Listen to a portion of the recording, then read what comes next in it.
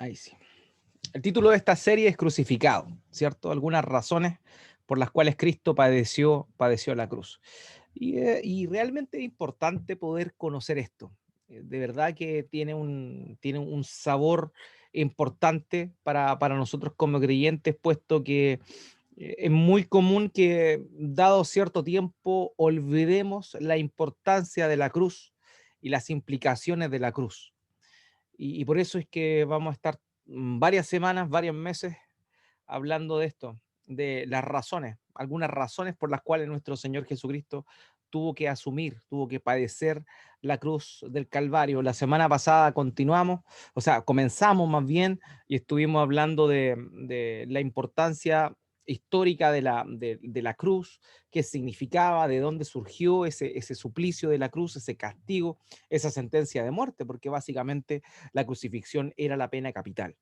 Y estuvimos viendo, ¿cierto?, cómo es que comenzó, cómo es que con el tiempo los romanos la adoptaron también, una costumbre que estaba ya presente en el tiempo de los persas, en el tiempo de los griegos y también en el tiempo de los babilonios. Entonces, la verdad es que este castigo de la crucifixión con sus distintos matices evolucionó a un punto en el cual los romanos la adoptaron y la infligían, ¿cierto?, a aquellos que estaban acusados principalmente de sedición o de rebelión.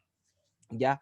Y hablamos de ello y también estuvimos revisando algunos pasajes del Antiguo Testamento importantes, fundamentales, para saber que de antemano la Escritura ya apuntaba hacia la pasión de nuestro Señor Jesucristo en una cruz específicamente, en una cruz, y eso es increíble. Ya en la antigüedad se había descrito en Deuteronomio que era maldito todo aquel que colgaba de un madero.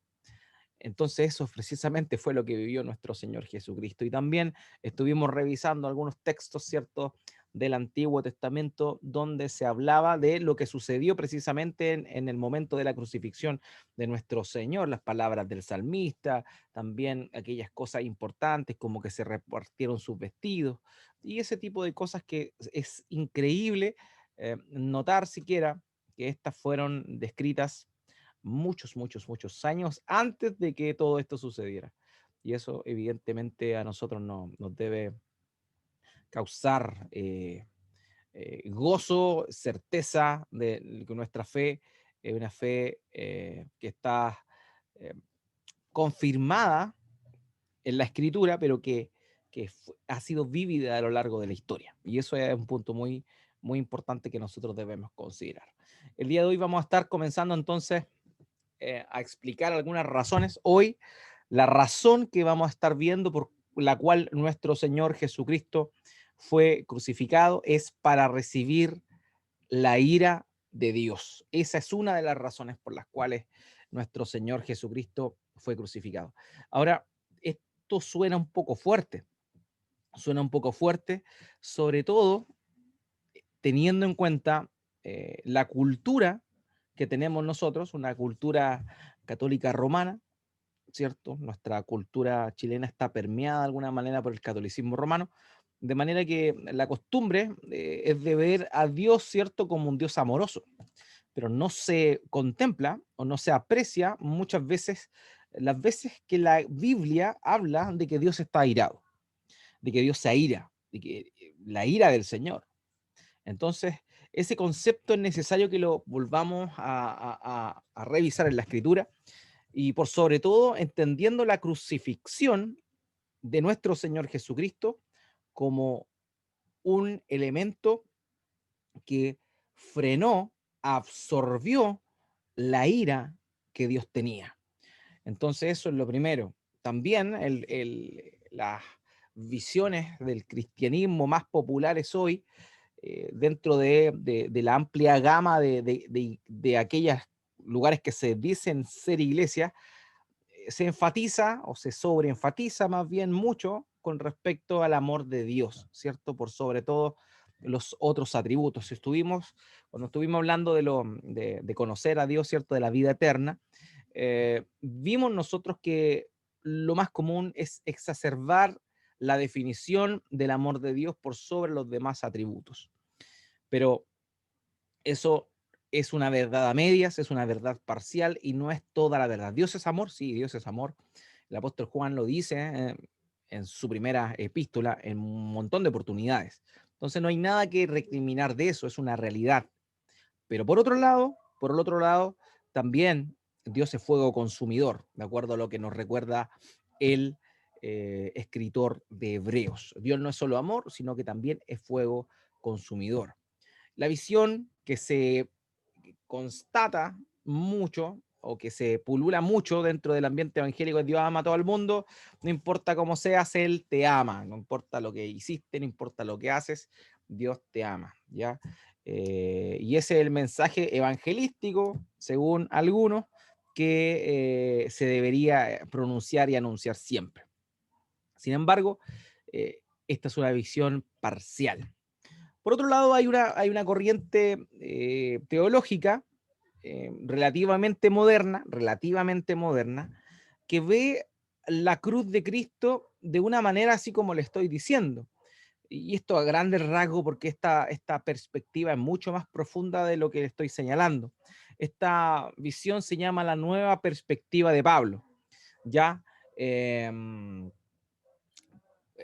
Anunciada o promovida por teólogos respetables como Dan, como C.H. Dodd y también como N.T. Wright, que son teólogos, algunos de ellos actuales, que enfatizan esto. Y la visión que ellos tienen, que se llama la nueva perspectiva de Pablo, es una visión también parcial, no es una visión que esté del todo errada, pero según mi humilde apreciación, es una visión incompleta, que solamente señala que la cruz de Cristo, la muerte en la cruz de nuestro Señor Jesucristo fue de manera exclusiva una muestra del amor de Dios por el pacto que él tuvo con su pueblo, ¿ya? O sea, que en realidad el hecho de que Cristo haya muerto crucificado no implica, no implica nada más que Dios ama al mundo y lo quiso demostrar entregando a su Hijo.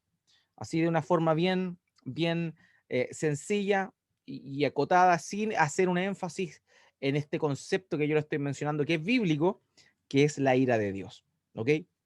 Entonces, esa es la visión un poco, de manera bien superficial en realidad, de la nueva perspectiva de Pablo, pero en ese aspecto es que yo les digo que sería una versión o una visión o una teoría de la expiación válida, pero que realmente no es completa del todo. Así que eso es muy importante que ustedes lo noten también, ¿ya?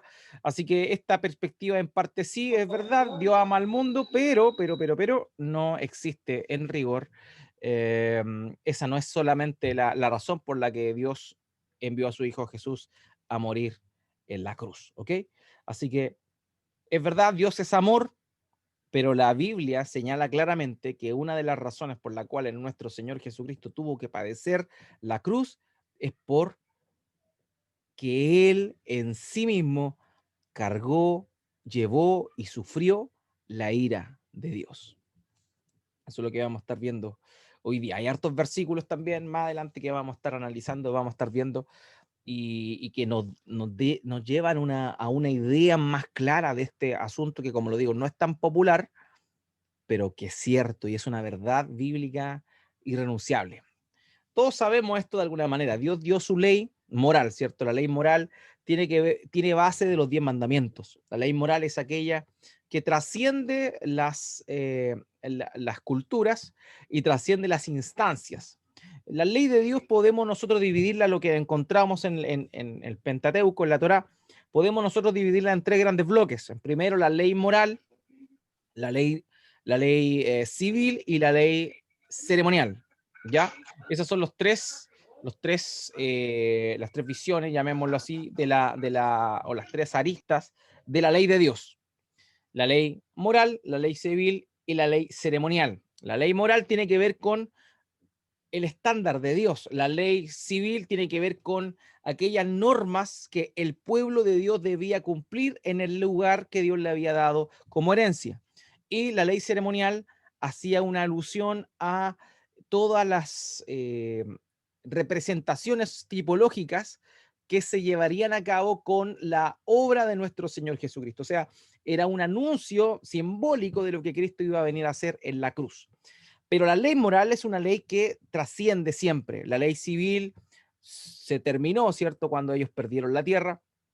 La ley ceremonial también fue destruida en el año 70 después de Cristo, cuando los romanos destruyeron el templo y todo, básicamente todo los sacrificios y todo lo que era lo que Dios había ordenado en la antigüedad como una simbología de lo que iba a ser finalmente el sacrificio de Cristo.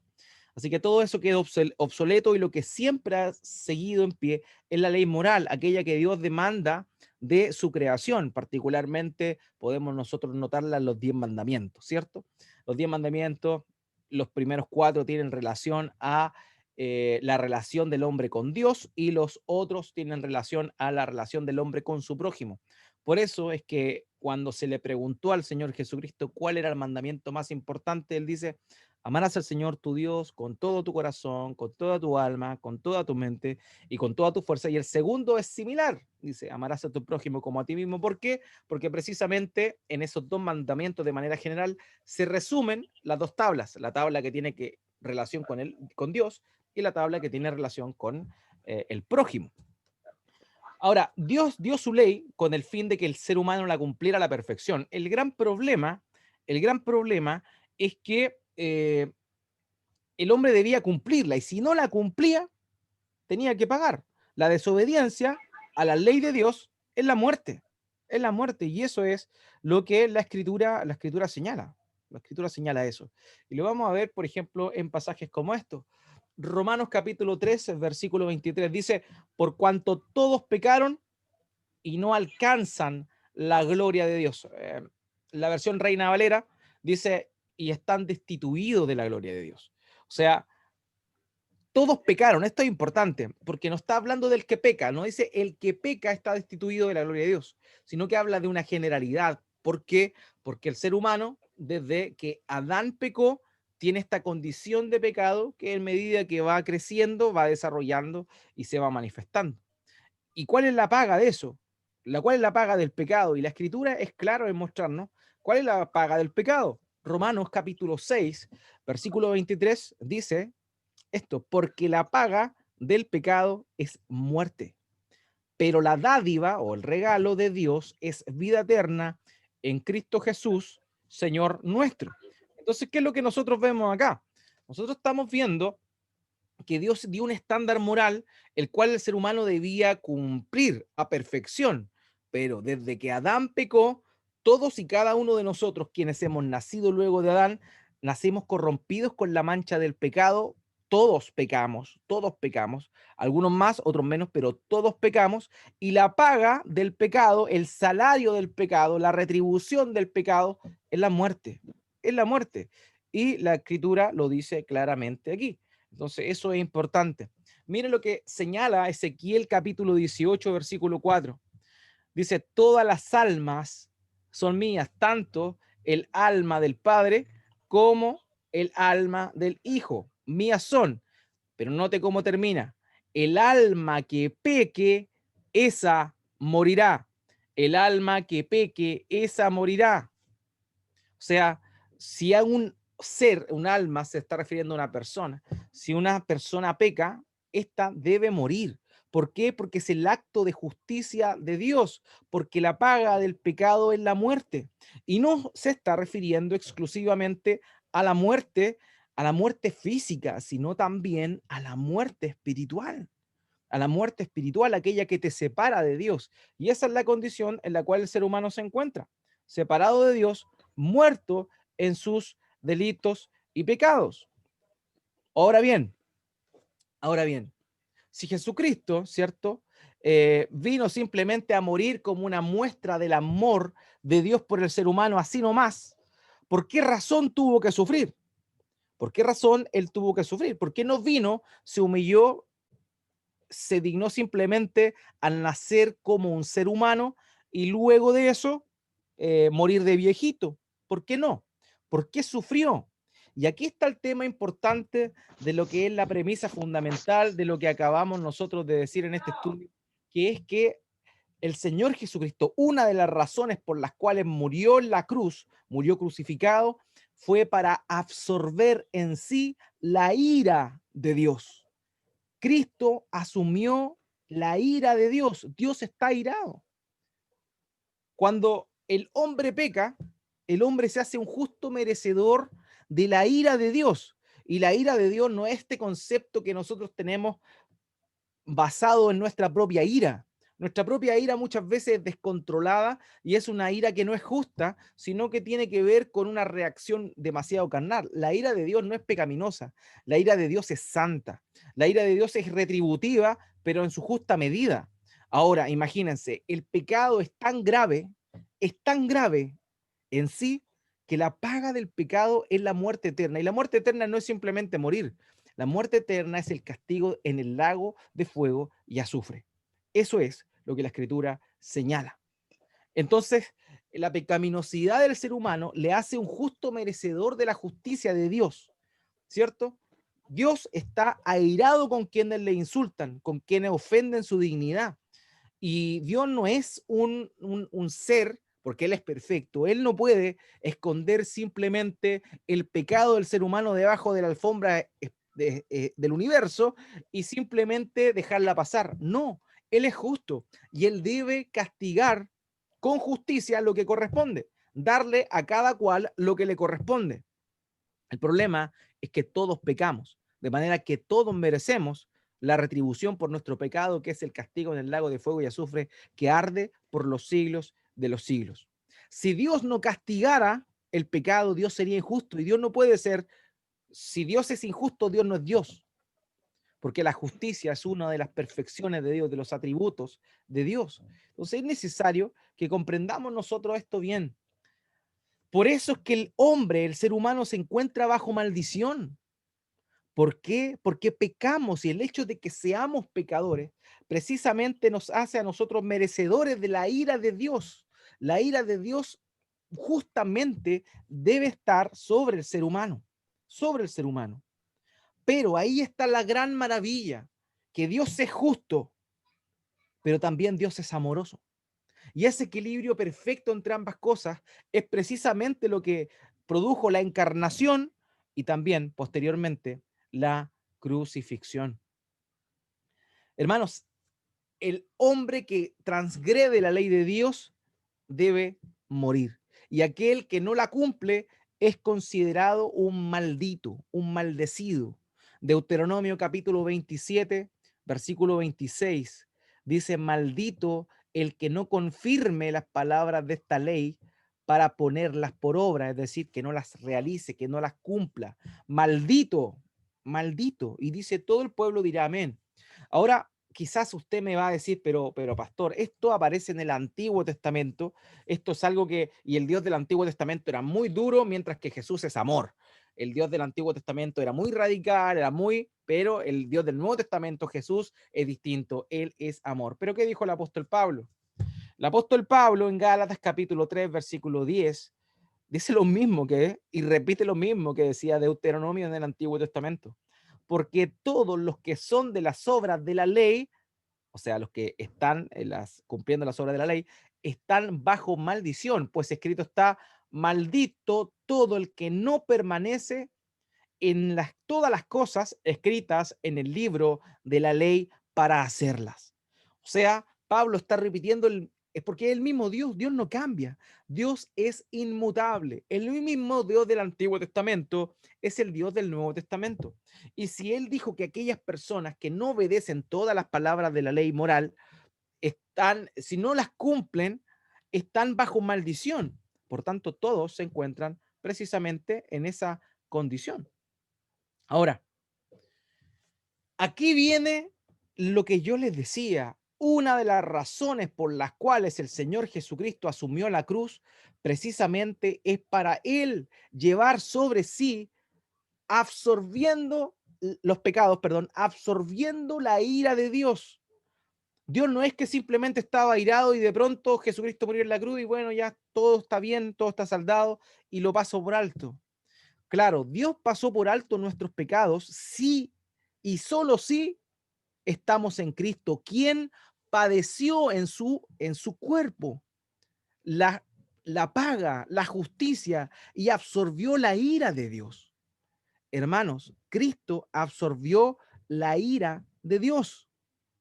Él en sus espaldas, en su cuerpo, padeció la justicia que tú y yo, quienes creemos en Cristo, debíamos haber pagado. Y ahí está lo tremendo. El gran amor de Dios hizo que él mismo pagara el pecado de otros con el fin de cumplir con su justicia. En otras palabras, Dios aplacó, contuvo, o más bien no contener, sino más bien que descargó su ira con el pecador, castigando el pecado en sí mismo. Él mismo asumió eso. ¿Y cómo? Enviando a su hijo para cargar con la culpa del pecado de su pueblo. Hermanos, Cristo fue quien absorbió la ira del Padre. Y Él en ese momento nos dio la posibilidad de la salvación. Él lo hizo. Él mismo lo hizo. O sea, Dios el Padre, airado justamente por la falta de respeto a su dignidad. Hermanos, el pecado es algo tremendamente grave. Es algo muy grave. Por esa razón, Dios no podía hacer vista gorda de él y debía pagarlo. Tan grave era que la muerte cruenta de Jesucristo en la cruz del Calvario se debió precisamente a la ira que Dios estaba descargando sobre el Hijo. Esa ira tremenda, porque la ofensa es tremenda.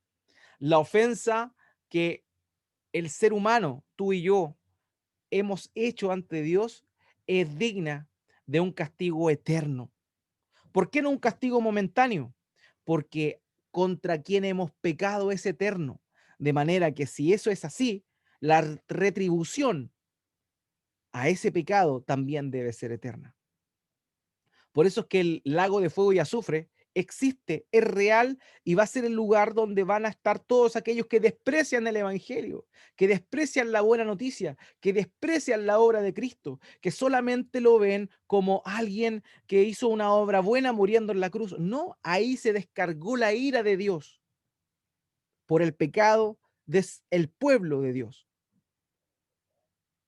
Es algo serio, es algo grave. Y por eso es que Cristo tuvo que asumir la cruz. Por eso es que Él no murió simplemente de una forma natural, de viejo, sino que lo hizo con sufrimiento, derramando su sangre hasta la última gota, como dice la Escritura. Por eso Pablo dice a los Gálatas, aquí en Gálatas capítulo 3, versículo 13, Cristo nos redimió de la maldición de la ley, porque todos éramos malditos. Pero fíjese lo que dice aquí, habiéndose hecho maldición por nosotros, Él asume nuestra maldición. Porque escrito está, maldito todo el que cuelga de un madero. Y nuestro Señor Jesucristo fue crucificado en un madero. Nuestro Señor Jesucristo fue crucificado en un madero. Esa es este primer detalle, esta primera razón por la cual el Señor Jesucristo padeció la cruz, es esa. Él absorbió, Él aplacó la ira del Padre. R.C. Sproul dijo lo siguiente: la salvación no es un emprendimiento humano. Los seres humanos no se pueden salvar a sí mismos. La salvación es una obra divina. Dios es quien la logra y la aplica. La salvación es del Señor y proviene del Señor. Y fíjese cómo cierra R.C. Sproul. Dice, es el Señor el que nos libra de la ira del Señor. Hermanos, es el Señor quien nos libra de la ira del Señor. Dios justamente está airado con el pecador, pero como Él es amoroso, Él mismo aplaca su propia ira enviando a su Hijo. Hermanos, muchas veces no entendemos el concepto de la salvación. No entendemos qué significa la salvación. La salvación es lo contrario a la condenación y a la perdición. Pero ¿de qué nos salvamos nosotros? ¿De qué nos salvamos? ¿Saben de lo que nos salvamos? nos salvamos de Dios, de la justicia que Dios va a aplicar a todos aquellos que no han, no, o no, más bien, no se cobijaron bajo el alero del sacrificio de nuestro Señor Jesucristo.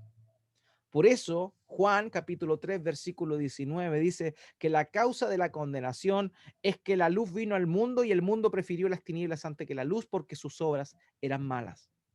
La causa de la condenación es el desprecio a la cruz de Cristo. Es el desprecio a la obra que Él realizó en aquel lugar.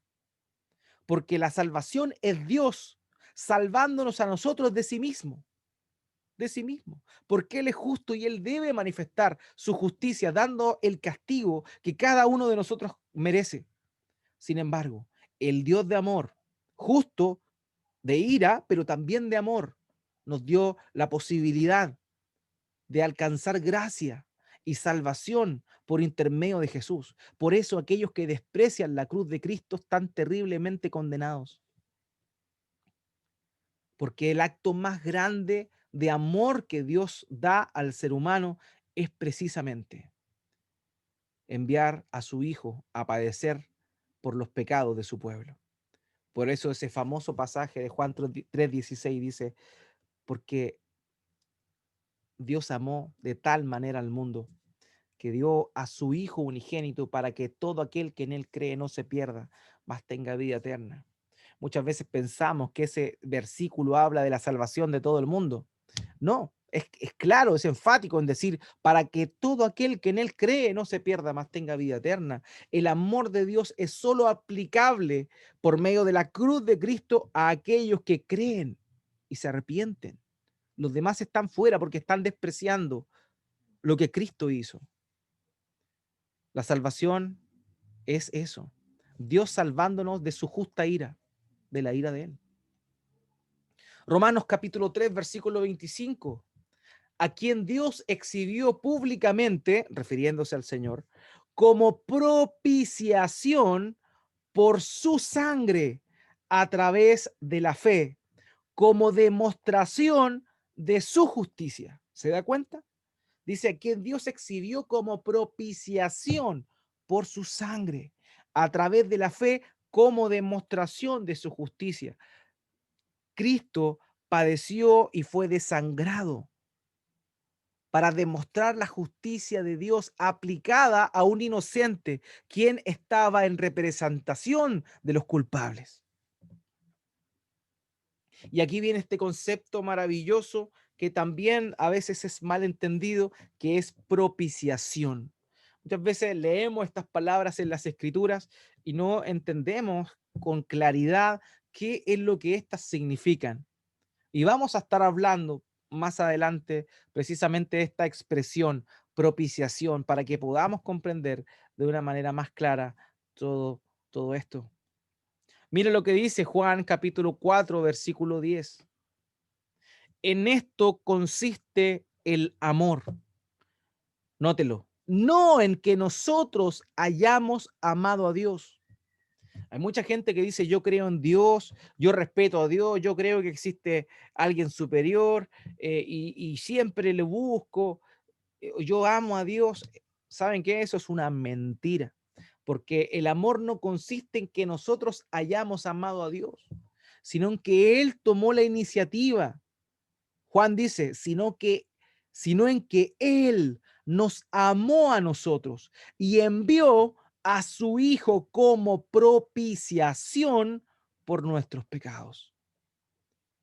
Como propiciación por nuestros pecados. Nuevamente esta palabra, propiciación, la vimos en Romanos y en Romanos 3:25 y también la vemos en Primera de Juan capítulo 4 versículo 10. Propiciación. Pero ¿qué significa propiciación? ¿Cuáles son las implicancias de esa palabra?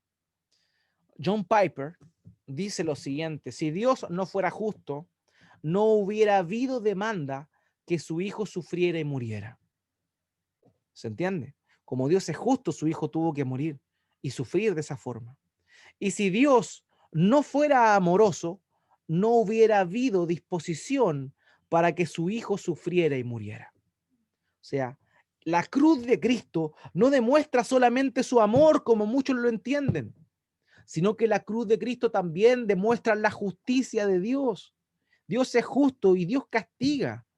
No te castiga a ti, no me castiga a mí si es que creemos en Cristo y nos arrepentimos de nuestros pecados, pero nos da salvación porque Cristo pagó en sí, en su cuerpo, los pecados que nosotros deberíamos haber pagado. Por tanto, continúa John Piper diciendo, pero Dios es tanto justo como amoroso. Por consiguiente, su amor está dispuesto, hermanos, su amor está dispuesto a satisfacer las demandas de la justicia. Su amor está dispuesto a satisfacer las demandas de la justicia. No podemos hablar del amor de Dios sin hablar de la justicia de Dios. Porque este amor tan grande que Él demostró a la hora de enviar a su Hijo Jesús es muestra de que Él no podía pasar por alto su justicia. La cruz es el amor y la justicia amalgamadas para demostrar la grandeza del Dios único y verdadero. John Piper continúa, pero el amor de Dios no descansa con la maldición que pende sobre toda la humanidad pecadora. Él no está contento en mostrar ira, no obstante cuán santa sea esta. Por lo tanto, Dios envía a su propio Hijo para absorber su ira y llevar sobre sí la maldición por todos los que confían en Él. Es increíble esto. Es lo que le he estado diciendo, es lo que la palabra de Dios ha señalado en los textos que hemos leído, pero es así, es así. El amor de Dios y la justicia de Dios perfectamente amalgamadas en el sacrificio de nuestro Señor Jesucristo. Por eso la cruz no es algo que debamos despreciar o que hace bien quien desprecia. Quien desprecia la cruz se está condenando, se está condenando. Ahora bien, continuamos entonces con esta pregunta: ¿qué significa propiciación? Término que hemos visto a lo largo de pasajes como Romanos 3:25 y Primera de Juan, capítulo 4, versículo 10. ¿Qué significa propiciación? ¿Qué implica este concepto? Esa palabra en el idioma griego es la palabra hilasterion, y esa palabra, o esa raíz, significa aplacar la ira de alguien, contener la ira de alguien. Y era una palabra empleada en el griego clásico, para referirse a, a contener la ira de los dioses paganos. ¿Ok? La ira de los dioses paganos se contenía mediante sacrificios. Por ejemplo, ¿qué sucedía desde la perspectiva de la mitología griega o la romana? ¿Qué sucedía?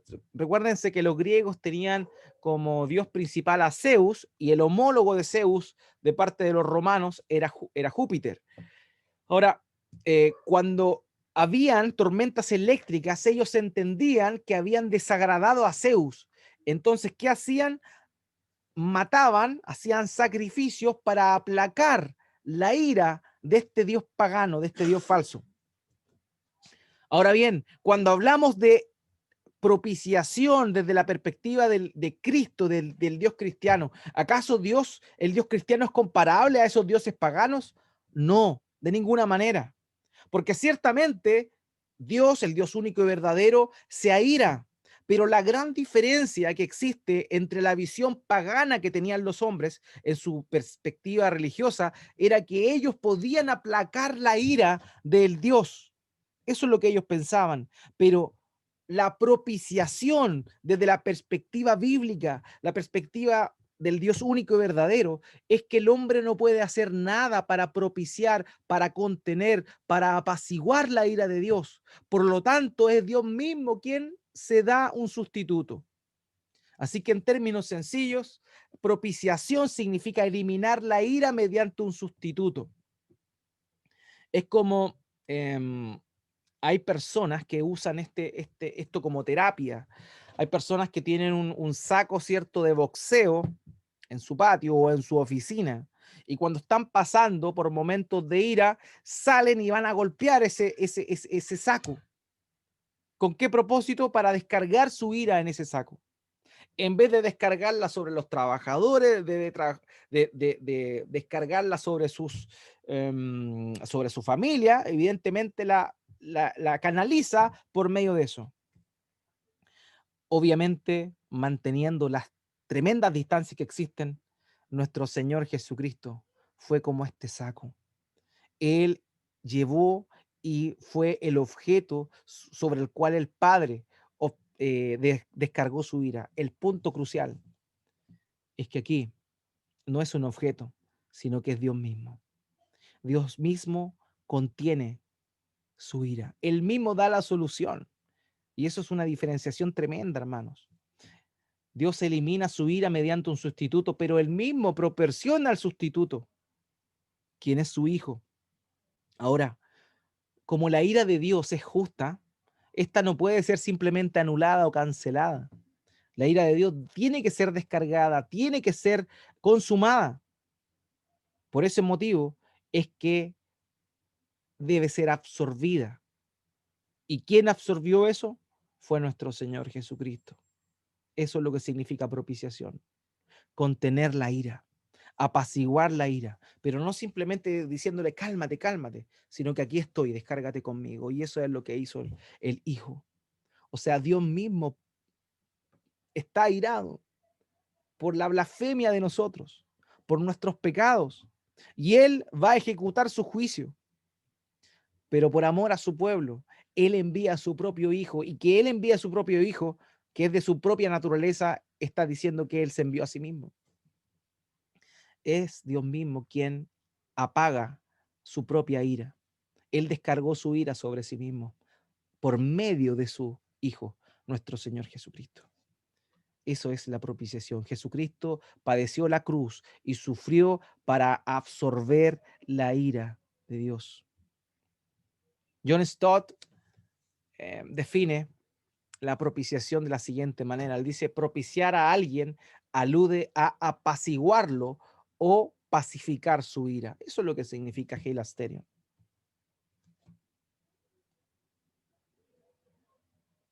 Por tanto, no debemos confundir nosotros otro término que es muy similar en la escritura, que se llama expiación. La expiación y la propiciación comúnmente se confunden, pero no tenemos que confundirlas. Son dos cosas totalmente distintas. La expiación tiene que ver con la paga por el pecado. Quienes son expiados somos nosotros.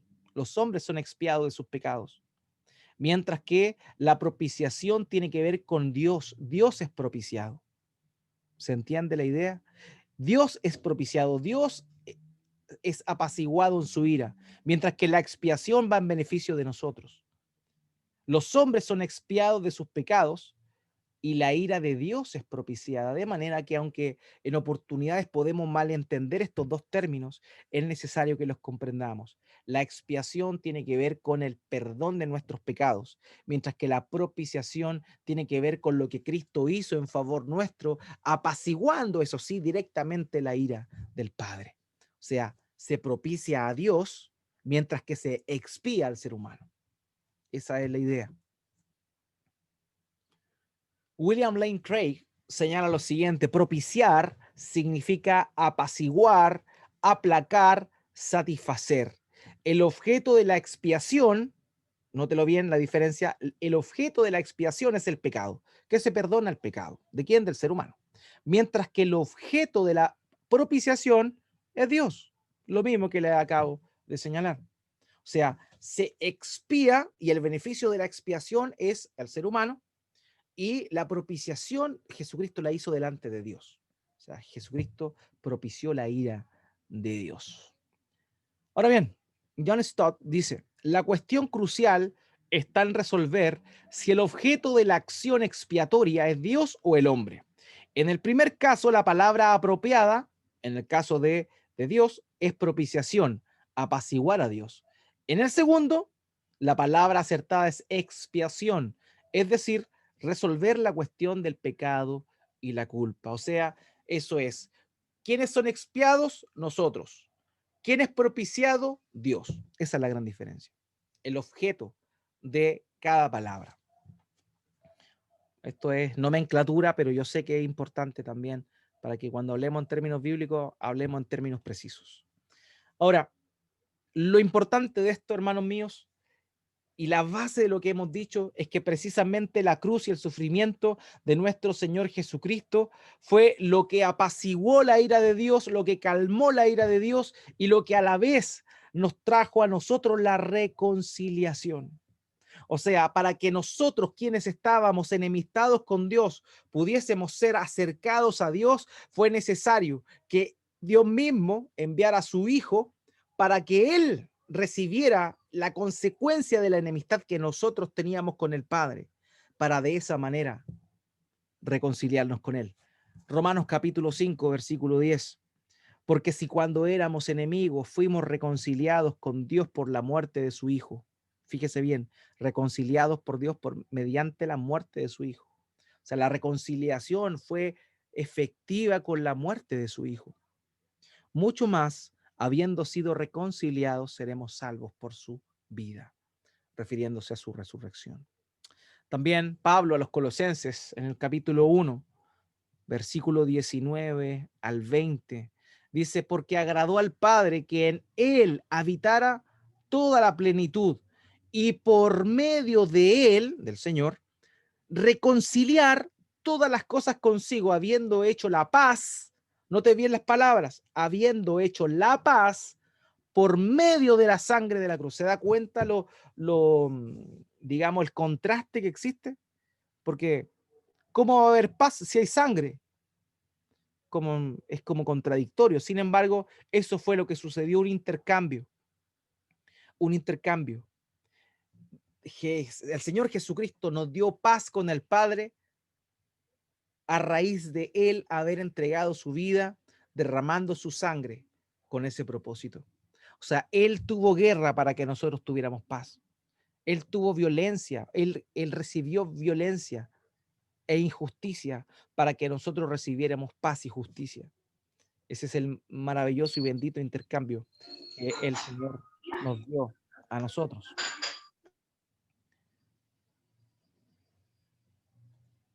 Ahí sí. Entonces, eso es muy importante. Continuamos entonces. Romanos capítulo 3, verso 25 al 26, a quien Dios exhibió públicamente como propiciación por su sangre a través de la fe, como demostración de su justicia, porque en su tolerancia Dios pasó por alto los pecados cometidos anteriormente, para, para para demostrar en este tiempo su justicia, a fin de que el que sea justo y sea el que justifica al que tiene la fe en Jesús. Es decir, solamente podemos nosotros alcanzar justificación, perdón, reconciliación mediante la obra de Jesucristo, quien propició, quien absorbió, quien contuvo la ira de Dios para con nosotros, recibiéndola en nuestro lugar. Salmos 32:1. Imagínense, esto es algo que no es solamente del Nuevo Testamento, es algo que toda la Biblia señala de una manera tal vez no tan directa, pero que sí se señala. Salmos 32:1, bienaventurado es aquel cuya transgresión es perdonada. ¿Se da cuenta?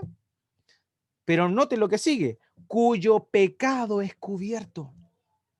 O sea, no bastaba simplemente con el perdón, con la vista gorda, con pasar por alto. No, era necesario que alguien cubriera ese pecado. Que alguien cubriera ese pecado. Y eso fue lo que hizo nuestro Señor Jesucristo, precisamente. William Lane Craig señala, dado que la justicia de Dios comprende la justicia retributiva. No sé si recuerdan ese concepto cuando hablamos de la justicia de Dios en nuestra serie de estudios titulada Vida Eterna. Justicia retributiva es la justicia que Dios da como respuesta al comportamiento del ser humano. Ahora bien, dice justicia dado que la justicia de Dios comprende la justicia retributiva como uno de sus elementos, la muerte expiatoria de Cristo prueba la justicia de Dios. Al ofrecer un sacrificio final y decisivo de expiación que verdaderamente expía los pecados, se muestra que Dios es justo y el que justifica a quien tiene fe en Jesús. El Señor muestra su justicia precisamente en la cruz. Para finalizar, vamos a hablar de estos tres puntos, de estos tres aspectos entonces de lo que es la propiciación, que tiene similitudes con el concepto que los paganos tenían, pero que es evidentemente un concepto espurio, no el concepto puro de la propiciación del Dios único y verdadero. En primer lugar, la propiciación es necesaria que el pecado, perdón, es necesaria la propiciación, es decir, es necesario que Cristo absorbiera el pecado, que Cristo, perdón, que absorbiera la culpa del pecado. Era necesario eso, ¿por qué? Porque el pecado despertaba la ira de Dios. Y la ira de Dios, justa ira de Dios, debía ser satisfecha. Ahora, el segundo punto es que Dios es quien hace la propiciación. Es Dios mismo quien envía un sustituto para recaer sobre él su ira, enviando a su Hijo. Mirad cuál amor nos ha dado el Padre, dice Juan. Mirad cuál amor nos ha dado el Padre, que nos ha hecho sus hijos. ¿A costa de qué? De enviar a su propio Hijo a recibir lo que a nosotros nos merecía, lo que nosotros merecíamos. El tercer aspecto de la propiciación, amados, es lo que sigue. El sacrificio no consiste en algo, sino en alguien. Ya no era como se simbolizó en el Antiguo Testamento, machos cabríos, animales. No era eso, sino era alguien. Y ese alguien era el ser más sublime que existe. El puro, el sin mancha, quien nunca pecó, quien nunca falló, quien anduvo entre los hombres haciendo bienes. Él fue el sacrificio perfecto que fue ofrecido para que nosotros estemos en paz con Dios. Es tremendo. Esto es tremendo. Hermanos, una de las razones por qué Cristo fue crucificado fue para absorber la ira de Dios, para en sus espaldas cargar y recibir la justicia que tú y yo merecíamos. Él no lo hizo en un ángel, no lo hizo con un ser humano, lo hizo consigo mismo, enviando a su Hijo. Dios mismo, el Dios trino y uno, resolviendo el problema del hombre por amor. El Dios justo, el Dios de amor. John Stott señala, si fue la ira de Dios lo que requería la propiciación, fue el amor de Dios mismo el que obró la propiciación. O sea, su ira requería que fuera propiciada, pero de la misma manera por su amor, era necesario que fuera propiciado también.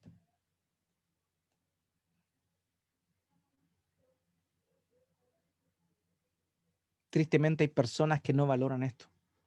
Tristemente hay personas que piensan que esta doctrina es muy cruel o muy fuerte por el hecho de decir que Dios está airado, cuando es cierto. Salmo 7:11 dice que Dios está airado todos los días con el impío. Es una realidad, es una verdad bíblica, no es una mentira. Pero tristemente hay algunos que quieren suavizar eso y simplemente hablan del amor de Dios, pero no hablan de la ira de Dios. No se puede hablar del amor de Dios con toda su magnitud tremenda si es que no comprendemos y no sopesamos la ira de Dios. No se puede minimizar eso. No se puede minimizar este verdadero concepto. Eugene Peterson, un pastor que hace poco nos dejó, señalaba lo siguiente: aquellos que expurgarían de la Biblia todas las referencias a la ira de Dios difícilmente saben lo que están haciendo. Ellos no han pensado en las consecuencias de sus mejoras. En el momento en que se elimina la ira de Dios, el sufrimiento de Cristo se torna despersonalizado, pues la ira es una insistencia sobre lo personal. Es la antítesis del destino impersonal o de la ley abstracta. ¿Qué significa eso? Jesucristo tuvo que cargar personalmente con el pecado de su pueblo. ¿Por qué? Porque cada uno de los integrantes de su pueblo tienen que rendir cuentas delante de Dios algún día. El punto es que cuando nosotros nos presentemos delante de Dios, en aquel día, el día del juicio, ¿qué vamos a decir? Nosotros vamos a decir nada, porque cuando lleguemos ahí, va a haber un abogado defensor que va a estar junto a nosotros, a Jesucristo, el justo, quien padeció por nosotros, quien pagó en sí mismo el castigo que nosotros merecíamos. El Señor Jesucristo vino para absorber la ira del Padre, para absorber la ira de Dios. Quiero terminar leyendo estos pasajes. Isaías capítulo 53, el Evangelio de Isaías, como se conoce. Un texto maravilloso. Voy a estar simplemente tocando algunos pasajes para que notemos que el hecho de que Dios estaba airado y que Jesucristo cargó con esa ira y apaciguó esa ira ofreciéndose en lugar nuestro, no es un invento mío y no es un invento de los teólogos medievales, sino que es algo que la Escritura señala. Isaías 53, versículos 4 al 6. Ciertamente, note bien, Él llevó nuestras enfermedades y cargó con nuestros dolores. Con todo nosotros lo tuvimos por azotado, por herido de Dios y afligido. ¿Saben quién mató a Jesús? Fue Dios, el Padre. Obviamente el instrumento de eso fueron los romanos, los gatillantes fueron los religiosos. Finalmente, Él murió por nosotros, por nuestra culpa. Pero quien lo dejó en esa situación fue el Padre. Y Isaías lo dice claramente, por herido de Dios y afligido. Pero Él fue herido por nuestras transgresiones, molido por nuestras iniquidades. Su sufrimiento era el que nosotros debíamos llevar. El castigo por nuestra paz cayó sobre Él, y por sus heridas hemos sido sanados. Todos nosotros nos descarriamos como ovejas, nos apartamos cada cual por su camino, pero el Señor hizo que cayera. ¿Quién hizo que cayera? El Señor. El Señor hizo que cayera sobre Él la iniquidad de todos nosotros. Fue el Padre quien propició su propia ira ofreciendo a su Hijo en nuestro lugar. Continúa el versículo 8 diciendo, por opresión y juicio fue quitado. Y en cuanto a su generación, ¿quién tuvo en cuenta que él fuera cortado de la tierra de los vivientes? Por la transgresión de mi pueblo, ¿a quién correspondía la herida? ¿A quién le correspondía la herida? A su pueblo. ¿Por quién sufrió? Por la transgresión de su pueblo. Cristo murió cargando la culpa, el pecado y el sufrimiento que nosotros debimos haber recibido en el lago de fuego y azufre. Versículo 10, la misma idea. Pero quiso el Señor quebrantarlo. ¿Quién lo quebrantó? El Señor. Dios lo quebrantó, sometiéndolo a padecimiento. Cuando Él se entregue a sí mismo, ahí muestran las dos voluntades del Padre y del Hijo. Es el Padre quien lo entrega, es el Hijo quien voluntariamente se ofrece. Cuando Él se entregue a sí mismo como ofrenda de expiación, verá a su descendencia, prolongará sus días, y la voluntad del Señor en su mano prosperará. Termina versículo 11, el 12. Debido a la angustia de su alma, Él lo verá ¿Quién? El Padre. Y quedará satisfecho. ¿Se da cuenta? La propiciación descrita perfectamente en Isaías capítulo 53. El Hijo, queridos amados, el Hijo propició. El hijo contuvo la ira del Padre. El Hijo apaciguó la ira del Padre, recibiendo esa ira en su propio cuerpo. Por su conocimiento el justo mi siervo justificará a muchos y cargará las iniquidades de ellos. Por tanto yo le daré parte con los grandes y con los fuertes repartirá despojos, porque derramó su alma hasta la muerte y con los transgresores fue contado. Llevó el pecado de muchos e intercedió por los transgresores. Amados, Señor Jesucristo, una de las razones por las cuales fue crucificado fue para absorber la ira de Dios, para cargar la ira de Dios, la cual debió haber sido justamente derramada en todos aquellos que creemos también. Pero por la gracia de Él, ya no tenemos nosotros que pagar por aquel sufrimiento que Él ya recibió en nuestro lugar.